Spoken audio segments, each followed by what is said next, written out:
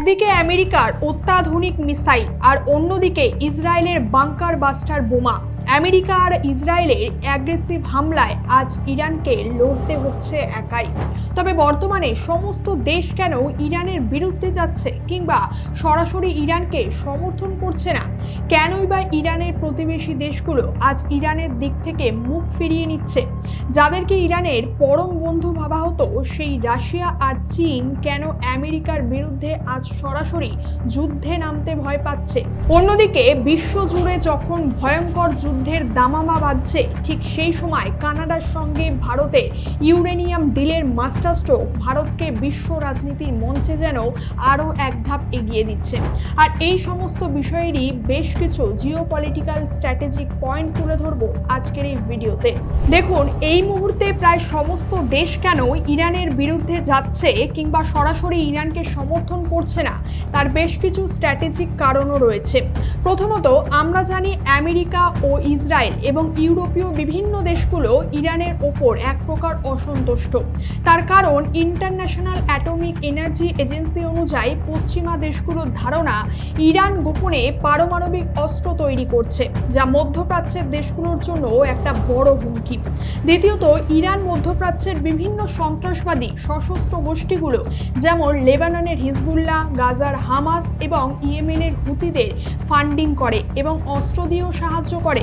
আর যেহেতু এই সমস্ত গোষ্ঠীগুলো পশ্চিমা দেশগুলোর উপর হামলা চালায় প্রতিনিয়ত, তাই সেই ক্ষোভ থেকেই স্বাভাবিকভাবেই ইরানের ওপর পড়ছে এখন বর্তমানে। তৃতীয়ত, মধ্যপ্রাচ্যের ইরানের আশেপাশের বিভিন্ন প্রতিবেশী দেশগুলোর সঙ্গেও ইরানের সম্পর্ক কিন্তু খুব একটা ভালো না। মধ্যপ্রাচ্যের বিভিন্ন গালফ কান্ট্রিগুলো যেমন বাহরাইন, সংযুক্ত আরব এমিরেটস এবং কুয়েত ইরানের ওপর বেশ বিরক্ত।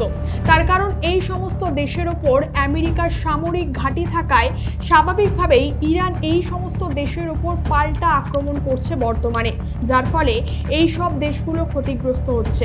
আর তাই নিজেদের নিরাপত্তার স্বার্থে এই দেশগুলো এখন ইরানের বিরোধিতা করছে। এছাড়া রাশিয়া ইউক্রেন যুদ্ধে রাশিয়াকে ড্রোন ও সামরিকভাবে সাহায্য করায় ইরানের ওপর ইউরোপীয় ইউনিয়ন এবং বাকি ন্যাটো দেশগুলো এখন ক্ষুব্ধ। আর এর ফলেই আমেরিকা ও ইসরায়েলের যৌথভাবে প্রবল আক্রমণের মুখে ইরান এখন প্রায় একা হয়ে পড়েছে। এবার প্রশ্ন হচ্ছে, এই সময় রাশিয়া আর চীন কেন চুপ, কিংবা তারা কেন আমেরিকা আর ইসরায়েলের বিরুদ্ধে সরাসরি সেরকম কোনো বড় পদক্ষেপ নিচ্ছে না? দেখুন, যদিও এই হামলায় চীন ও রাশিয়া কিন্তু পুরোপুরি চুপ নেই।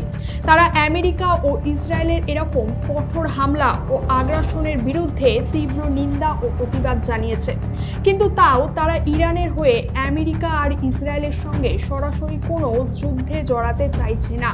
কিন্তু কেন? দেখুন, এর স্বাভাবিকভাবে কিছু কারণ যদি দেখি, আমরা জানি রাশিয়া বিগত 5 বছর ধরে ইউক্রেনের সঙ্গে যুদ্ধে ব্যস্ত, তাই তাদের সামরিক শক্তির একটা বিশাল অংশ সেখানেই এখন নিয়োজিত রয়েছে। এর ফলে মধ্যপ্রাচ্যে আমেরিকার মতো বড় শক্তির বিরুদ্ধে আরেকটা বড় ফ্রন্টে সরাসরি যুদ্ধে নামা অর্থনৈতিক ও সামরিক, এই দুই ক্ষেত্রেই একটা বড় রিস্ক রাশিয়ার জন্য। এরপর আসি চীনের বিষয়। দেখুন, চীন কিন্তু এক্ষেত্রে লং টার্ম গেম প্ল্যান বা দীর্ঘমেয়াদী পরিকল্পনা নিয়ে এগোচ্ছে।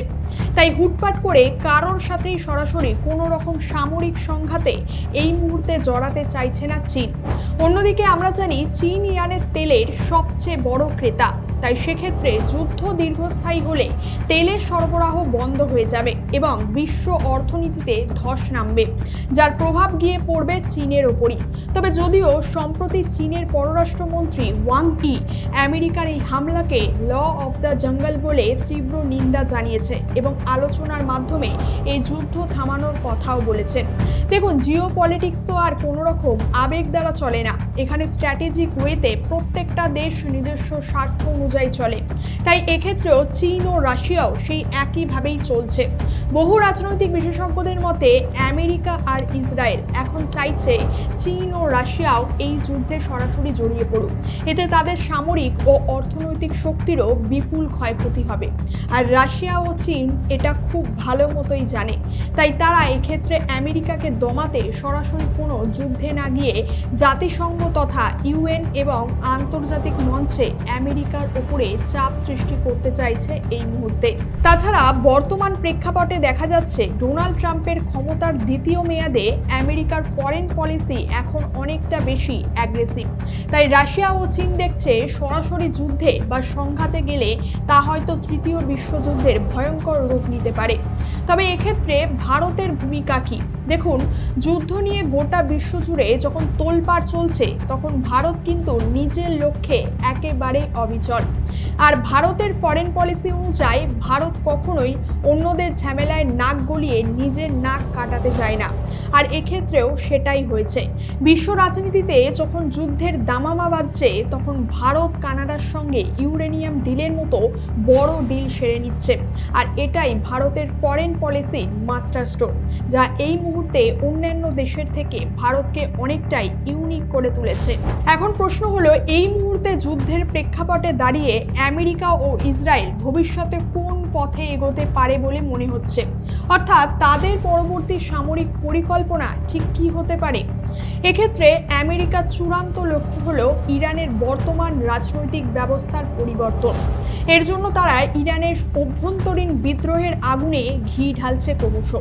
এক্ষেত্রে ইরানের ভিতরে সাধারণ মানুষের মধ্যে যে অসন্তোষ রয়েছে তাকে কাজে লাগিয়ে সরকার বিরোধী আন্দোলনকে উস্কে দিচ্ছে সেখানে আমেরিকা। আর ইসরায়েলের প্রধান লক্ষ্য হলো ইরানের পারমাণবিক স্থাপনাগুলো যেমন নাতানজ ও পারচিনকে পুরোপুরি অকেজো করে দেওয়া। যদিও ইন্টারন্যাশনাল অ্যাটমিক এনার্জি এজেন্সি জানিয়েছে এখনো পর্যন্ত এক্ষেত্রে বড় কোনো ক্ষতি হয়নি। তবে ইসরায়েল আরও শক্তিশালী বাংকার বাস্টার বোমা ব্যবহারের পরিকল্পনা করছে বলেই ধারণা করা হচ্ছে। উল্টো দিকে ইরানের পাল্টা হরমুজ প্রণালী বন্ধ করার এবং বিশ্ব বাজারে তেল সরবরাহ আটকে দেওয়ারও হুমকি দিয়েছে। তবে লেবাননের হিজবুল্লাহ এবং ইয়েমেনের হুতি বিদ্রোহীদের সাথে তেহরানের যোগাযোগ বিচ্ছিন্ন করতে সিরিয়া এবং ইরাক সীমান্তে বিমান হামলা আরও জোরদার করা হবে বলেই জানা যাচ্ছে। এর ফলে ইরান বাইরে থেকে কোনো সামরিক সাহায্য পাবে না এবং ক্রমশ একা হয়ে পড়বে। অধিকাংশ বিশ্লেষকদের মতে আমেরিকা ও ইসরায়েল যদি সরাসরি স্থলযুদ্ধ শুরু করে তাহলে এটা একটা ভয়াবহ আঞ্চলিক যুদ্ধের রূপ নিতে পারে, যা সামলানো কঠিন হয়ে পড়বে আগামীতে। আজকের আলোচনা এখানেই শেষ করছি। এ বিষয়ে আপনার মতামত জানান কমেন্ট করে। আর ইন্টারন্যাশনাল রিলেশন নিয়ে বিভিন্ন খবর এবং সেগুলোর সহজ ব্যাখ্যা পেতে আমাদের চ্যানেলটিকে অবশ্যই সাবস্ক্রাইব করবেন। দেখা হচ্ছে পরের কোনো একটি ভিডিওতে। ধন্যবাদ, সকলে ভালো থাকবেন।